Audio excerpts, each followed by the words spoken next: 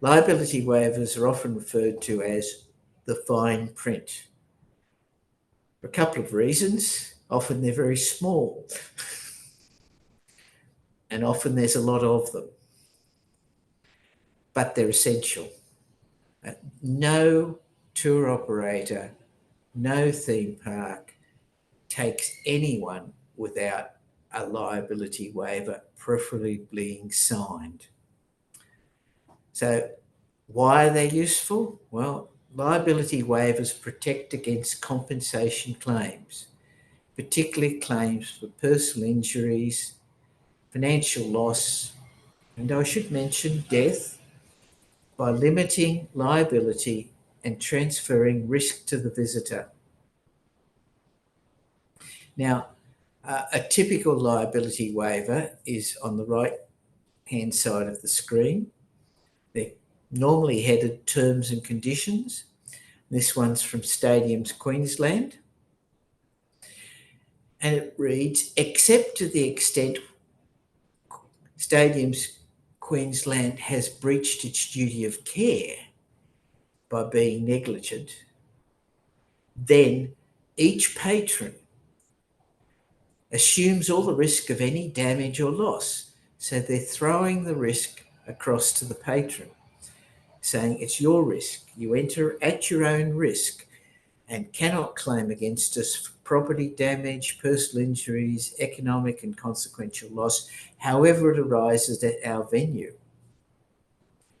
And that applies not only to you, but anything you bring in, your bags, equipment, extends to personal effects that you bring onto the venue. They are at your own risk, and we, the operator, will not be responsible for any damage to, loss, or theft of any of your personal property.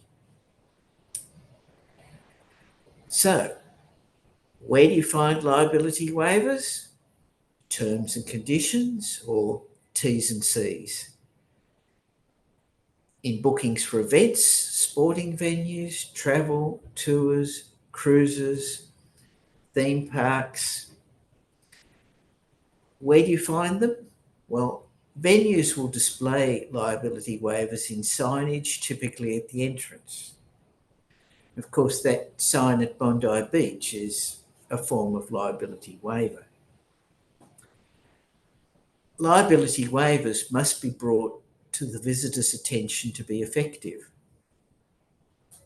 Now, they're brought to their attention with online bookings when the person gets to the screen which has the little box, I have read and accept the terms and conditions. Now, normally you can click through to those terms and conditions and actually read them. I'd say 98% of people don't. So if you're in the 98% and click, what have you done? You've accepted and agreed to the terms and conditions. And the screen for that is before the payment screen. The payment screen comes afterwards, because the payment screen is where you accept the offer to book the event, tour, or whatever. Now, on the booking confirmation you receive after you've made the booking, there's a reference to the liability waiver. For example, if it's a theme park, entry is subject to and conditional upon the conditions of entry. They like to call them conditions of entry instead of terms and conditions or liability waiver. It sounds better, doesn't it? Now, liability waivers can extend not only to the person who made the booking, but everyone on whose behalf the booking was made, because somewhere you'll sign, I accept on behalf of myself and anyone for whom I'm making the booking.